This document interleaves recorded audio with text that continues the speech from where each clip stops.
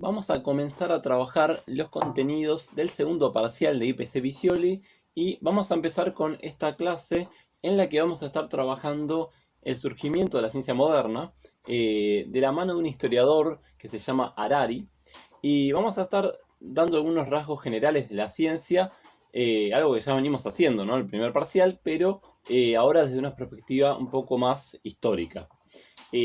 Así que bueno, sin hacer demasiadas introducciones, vamos a meternos directamente con el texto. Y la primera cuestión fundamental que vamos a ver en este texto es cómo se distingue la tradición científica respecto de otras formas de tradición de conocimiento antiguas, ¿sí? Se nos habla entonces de lo que sería el conocimiento tradicional. Y en el conocimiento tradicional, pensando, por lo menos desde lo que nos dice el autor, en tradiciones de conocimiento tipo religiosas, pensando por ejemplo en lo que sería el cristianismo, el judaísmo, el islam. En este conocimiento tradicional todo lo que es importante saber ya es conocido, ¿sí? Es decir, que no hace falta investigar, sino que si estamos dudando de algo, lo que tenemos que hacer es ir a las escrituras. Es decir, basta con ir a consultar la Biblia, consultar el Corán, ¿no? Este tipo de cuestiones como para saber lo que hay que saber, ¿sí? Es decir, no necesitamos investigar y andar conociendo cosas nuevas, porque todo lo importante está en estas escrituras a las cuales podemos consultar, ¿no? Estas escrituras que representan la palabra divina, de la cual no se puede dudar, básicamente, ¿no? Y en estas perspectivas tradicionales de conocimiento, se ve el pasado como una situación ideal, ¿sí? En el pasado hemos vivido una época dorada, una edad de oro, y bueno, en nuestro presente claramente no estamos mejor, estamos peor que en ese momento, y entonces miramos con cierta nostalgia hacia el pasado, ¿sí? Por eso entonces es importante aprender lo del pasado. Entonces, si pensamos por ejemplo en lo que es la educación, en la antigüedad se estudia permanentemente el pasado desde esta perspectiva nostálgica, ¿no? Como algo positivo. Entonces estudiamos literatura por ejemplo, de Grecia, ¿sí? Donde están los cánones de lo que es lo perfecto. Entonces, el pasado es perfecto y es algo a imitar de alguna manera. Esto en lo que serían perspectivas de conocimiento tradicionales. Pero a esto le vamos a contraponer una tradición de conocimiento distinta, que sería el conocimiento científico, ¿no? La ciencia.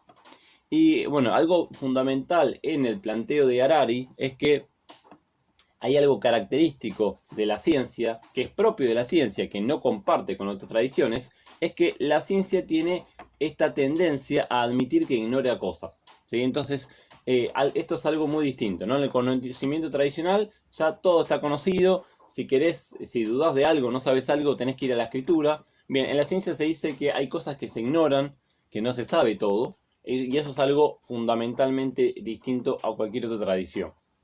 Entonces, como no sabemos todos, lo que hay que hacer es investigar y mirar de cara al futuro para conocer nuevas cosas. Entonces, a diferencia de lo que pasaba en el conocimiento tradicional, donde lo mejor había estado en el pasado, en este caso sería lo contrario a eso, donde el futuro se plantea como algo mejor, porque iremos mejorando a medida que vayamos conociendo cosas nuevas. Esto es, digamos, la idea general que se plantea. ¿Cuándo surge esto más o menos? Bueno, la revolución científica se da alrededor del 1500, eh, particularmente con lo que coincide con lo que sería la revolución copernicana, de la cual vamos a estar hablando la clase que viene. eh, pero lo principal de esta revolución científica es que es una revolución de la ignorancia, ¿sí? Acá el hombre occidental dice por primera vez, reconoce que ignora cosas, y que es necesario, por lo tanto, tener una disposición a conocer nuevas cosas, ¿sí? Si no conocemos todos, bueno, tenemos que enfocarnos para conocer nuevas cosas. Esta es la idea. Entonces, de esta manera surge la ciencia moderna con esta disposición fundamental a reconocer que se ignoran cosas, que lo que se sabe también puede ser que esté mal, ¿sí? Es decir, tiene un espíritu crítico que admite la duda, y es algo que no estaba presente en otras formas de conocimiento. Entonces, sabiendo estos rasgos generales, vamos a hablar un poquito más específicamente de la ciencia moderna. Vamos a ver algunas características generales en función de lo que venimos diciendo. La primera característica fundamental es algo que acabamos de decir, es la disposición a admitir la ignorancia, ¿sí? Estamos entonces admitiendo que no lo sabemos todo y que incluso lo que sabemos puede ser cuestionado. Es decir, que las teorías científicas que hablan de la Tierra, del Sol, de los seres vivos, pueden ser que esté mal, ¿sí? Es decir, las leyes científicas pueden ser erróneas, hay que someterlas a crítica continuamente. Y bueno, y no sabemos todo. Por lo tanto, tenemos que tener esta actitud dispuesta a aprender nuevas cosas. Y entonces, si no sabemos todos, si no sabemos todas las cosas, si necesitamos tener una postura distinta, entonces se le va a dar centralidad a la observación y a las matemáticas. Esto es algo fundamental porque esto forma parte de esta nueva postura del hombre occidental, que va a hacer hincapié en estas dos cosas, ¿no? En la observación y en las matemáticas. Cuando hablamos de la observación se va a hacer un método directamente, ¿no? Entonces vamos a hablar cómo ahora se va a conformar lo que es el método científico, que va a ser un método experimental, porque la idea es que todo lo que se plantea en términos teóricos tiene que poder ser contrastado con la experiencia.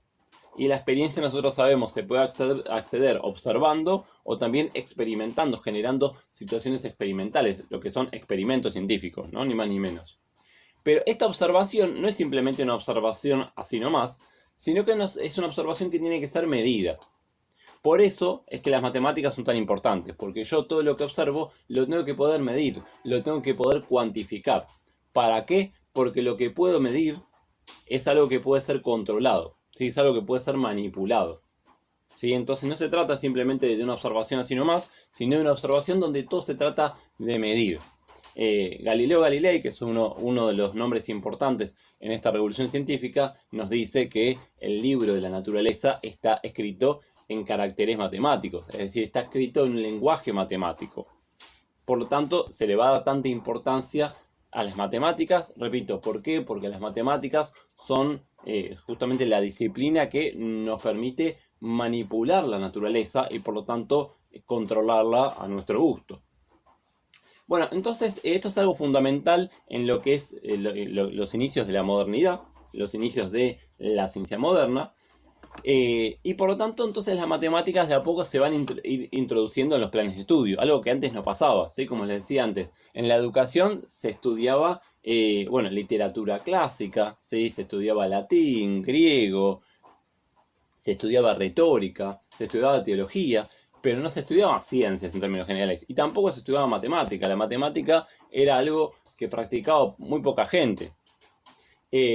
Ahora se va a incorporar entonces a los planes de estudio a tal punto de que tenemos matemáticas en todos lados, ¿no? Piensen ustedes, en la escuela primaria, en la escuela secundaria, e incluso tenemos materias matemáticas en carreras universitarias que no tienen nada que ver con las matemáticas.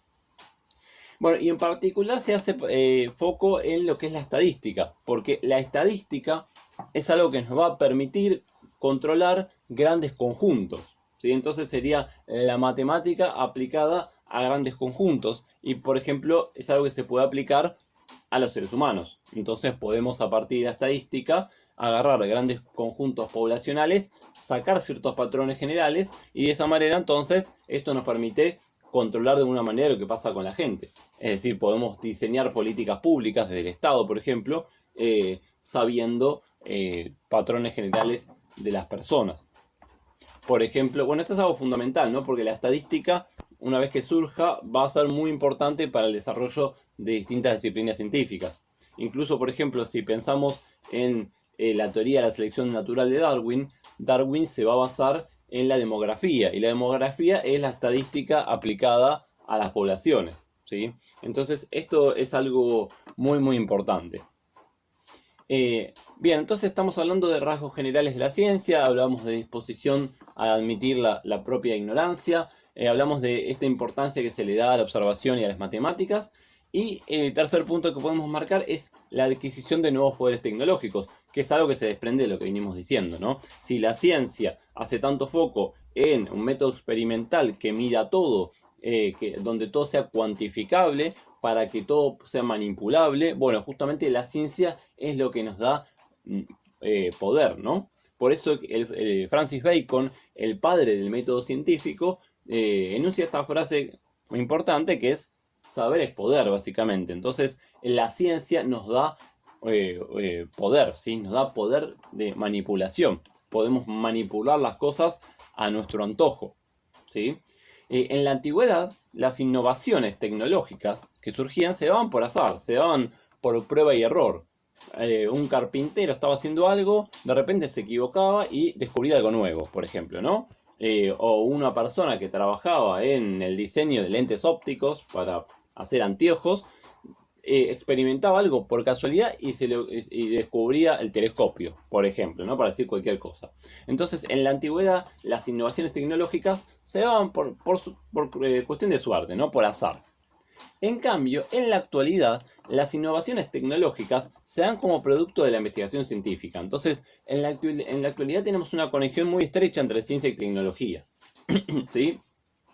Esto es algo que no pasaba antiguamente. Antiguamente no se invertía en ciencia para obtener nuevos productos tecnológicos. Por ejemplo, si vamos a ver lo que hacían los grandes reyes en siglos pasados, vamos a ver que los reyes invertían mucho dinero en la investigación científica. No, porque no consideraban que hubiera una conexión entre ciencia y tecnología. No consideraban que si vos ponías mucha plata en ciencia, eventualmente ibas a tener desarrollos tecnológicos. Sino que lo que hacían era contratar a un, qué sé yo, un carpintero, a un óptico, que se fuera inventor pidiéndole algún invento. Pero no, en la antigüedad no se asociaba ciencia y tecnología. Bueno, hoy por hoy sí, claramente, ¿sí? Se sabe que el saber es poder, que la ciencia nos da poder, entonces si invertimos en ciencia, eventualmente vamos a tener desarrollos tecnológicos. Y esto, piénsenlo, es algo bastante obvio, ¿no? Actualmente lo que son desarrollos científicos muchas veces están financiados, por ejemplo, por las Fuerzas Armadas. Las Fuerzas Armadas son un elemento fundamental en el desarrollo científico en el siglo XX, ¿sí? Muchos de los avances científico-tecnológicos se dieron por inversiones militares. O asimismo podemos pensar empresas privadas que tienen laboratorios propios con el objetivo de obtener avances tecnológicos. Entonces, hoy por hoy es obvia esta conexión ciencia-tecnología, pero antes no lo era, ¿sí? Bueno, esta conexión ciencia-tecnología que se da en la actualidad funda también el ideal de progreso. Esta idea de que cada vez vamos a estar mejor. A medida que la ciencia avanza, vamos a estar mejor, ¿no? Se da un poco una confusión entre ciencia y tecnología, que si bien son cosas distintas, en el sentido común se las asocia absolutamente. Fíjense hasta qué punto, de que a veces no diferenciamos ciencia y tecnología. Bueno, hasta qué punto entonces esta conexión está estrecha, que antiguamente no tenía nada que ver una cosa con la otra. Bien, entonces, esta asociación estrecha entre ciencia y tecnología es algo fundamental porque nos permite hablar del bucle de retroalimentación de la revolución científica, ¿no? Hay un bucle de retroalimentación entre ciencia y tecnología, ¿sí? Y entre, en particular, el poder, los recursos y la investigación. O si ustedes quieren, entre la ciencia, la política y la economía. Piensen ustedes, entonces, por ejemplo, si nosotros, si supongamos que, no sé, yo soy un gobernante, ¿no? Entonces, si yo soy un gobernante, formo parte de la política, invierto mis recursos, o sea, invierto plata invierto entonces recursos en investigación, esta investigación me va a dar más poder a mí mismo, porque como si yo invierto en ciencia, si yo, siendo parte del poder, invierto recursos en ciencia, la ciencia va a llevar a nuevos desarrollos tecnológicos que me va a mí a dar más poder, ¿sí? Y al tener más poder voy a tener más recursos. Si yo invierto los recursos en ciencia, esto de nuevo me retroalimenta a mí, básicamente en términos de poder, ¿no? Entonces hay un círculo virtuoso o hay un bucle de retroalimentación entre estas tres cosas. Es decir, que la investigación científica no se da por sí misma, sino que requiere de otros aspectos requiere de la economía, es decir, requiere de inversiones y requiere de la voluntad política, ¿no? Requiere de estas distintas cuestiones. Y entonces hay una interrelación entre estos aspectos, pero hay entonces una retroalimentación donde estas cosas se van potenciando a sí mismas, ¿no? Porque las inversiones generan más ciencia, la ciencia acrecienta el poder, y bueno, y esto se retroalimenta, ¿no? Esto genera más recursos, ciencia, política, etcétera, ¿no? Entonces hay una retroalimentación entre estos distintos aspectos muy importante. ¿Por qué? Porque hay una interrelación absoluta, ¿no? Entre ciencia y política, y entre ciencia y economía. Porque la ciencia es una empresa cara, ¿sí? Muchas veces necesitamos dinero para que haya investigación científica. Entonces no puede existir la ciencia sin la política o sin la economía. Y bueno, por último vamos a hablar un poquito de algo que en realidad el autor le da bastante importancia, pero no es tan importante para nosotros en términos de lo que es el parcial. Se hace un análisis histórico entonces de lo que es la revolución científica en relación con el surgimiento del capitalismo o el imperialismo moderno, porque esta revolución científica se da en el mismo momento en que están surgiendo los grandes imperios, ¿sí? En que está surgiendo el capitalismo. Y esto no es casual, porque justamente no podría haber habido capitalismo sin revolución científica, y viceversa, no podría haber habido revolución científica sin capitalismo. De hecho, el autor nos habla de un matrimonio, ¿no?, entre el imperialismo y la ciencia. Para ejemplificar esto, nos menciona una expedición que se lleva a cabo a mediados de 1700, comandada por James Cook, que es un almirante muy conocido, que esta expedición en un primer momento va a ser una expedición científica, donde la idea era poder observar desde determinado punto del océano la trayectoria de Venus, ¿sí? Simplemente tenía fines científicos. Pero esta expedición científica, que va a llevar un montón de científicos distintos, también va a tener fines económicos. Y así como esta expedición permite observar la trayectoria de Venus, es decir, una cuestión puramente astronómica, al mismo tiempo esta expedición va a conocer tierras nuevas, por decirlo así, en Oceanía, por ejemplo Australia, Nueva Zelanda o la isla de Tasmania, y así como va a llevar, va a tener como consecuencia grandes descubrimientos científicos, al mismo tiempo va a confluir en la colonización de estas tierras y la aniquilación de los pueblos originarios de estos lugares. Entonces, así como vamos a poder saber bien la trayectoria de Venus, también estos territorios se convierten en colonias británicas. Es decir, en que hay una interrelación muy importante entre estas dos cosas, ¿sí? Y si decimos justamente, bueno, para que haya ciencia necesitamos recursos económicos, bueno, estos recursos económicos en muchos casos van a ser obtenidos por la colonización, la conquista de tierras nuevas. Por ejemplo, lo que es la conquista de América, que se da en 1492, a partir de 1492 en adelante, justamente coincide más o menos con lo que es la revolución científica, que comienza con Copérnico, sigue con Galileo Galilei y tiene su punto máximo después con Isaac Newton, ¿sí? Bueno, nada, esto es algo de lo cual podríamos hablar un rato largo, pero en este momento lo importante es darnos una idea de esta interrelación, que son dos cosas que surgen de la mano, ¿sí? Y entonces nos podría llevar a pensar si la ciencia es una empresa neutral, o si tiene intereses ya en la constitución de conocimiento e intereses económicos y políticos. Bueno, desde acá se desprendería que claramente hay intereses económicos y políticos en la constitución misma de la ciencia, pero esto es algo igualmente para desarrollar, que se va a desarrollar un poquito más en textos posteriores de este parcial, ¿sí? Pero bueno, de momento entonces nos quedamos con estas cuestiones que estuvimos charlando, ¿no? Por un lado es muy importante poder diferenciar a la ciencia moderna respecto de otras formas tradicionales del conocimiento, donde lo característico de la ciencia moderna es esta idea, esta tendencia, esta disposición a admitir la propia ignorancia, y bueno, en función de eso también tener en cuenta las características que fuimos marcando, esta idea de que la ciencia al mismo tiempo es poder, ¿no? Bueno, la interrelación que se va a dar entre ciencia, política y economía, y después dentro de lo que es la mirada científica, además de la disposición a admitir la ignorancia, esta cuestión fundamental de la centralidad que se le da a la observación y a las matemáticas, y después fundamentalmente a una rama particular que es la rama de la estadística. Bueno, entonces con esto básicamente hemos hablado de los puntos fundamentales de este texto, así que vamos a practicar algunos ejercicios, vamos a ver cómo se podría evaluar esto en el examen, así que vamos a hacer un par de ejercicios. Bien, arrancamos con este ejercicio de parcial que dice que teniendo en cuenta lo desarrollado por Harari respecto a la importancia que se le da en la ciencia moderna a la ignorancia, identifica cuál de las siguientes afirmaciones es correcta.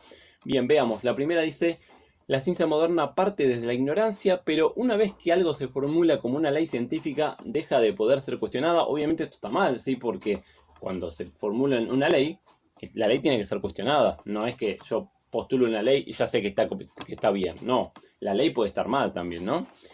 Así que esto está mal. La segunda dice: la ciencia moderna parte de lo que Harari determina como una disposición a admitir la ignorancia, y aún las leyes científicas pueden ser cuestionadas. Claramente esta es la opción correcta, ¿sí? O vamos a ponerlo en color. Esta es la opción correcta porque justamente esta disposición a admitir la ignorancia implica que las leyes científicas también pueden estar mal, ¿sí? No hay nada que esté bien desde el vamos, ¿sí? Bien, entonces las otras opciones están mal, claramente. La tercera dice que la ciencia moderna no parte de una disposición a la ignorancia, sino desde el saber. Bueno, no, esto es incorrecto. Bueno, acá dice lo mismo.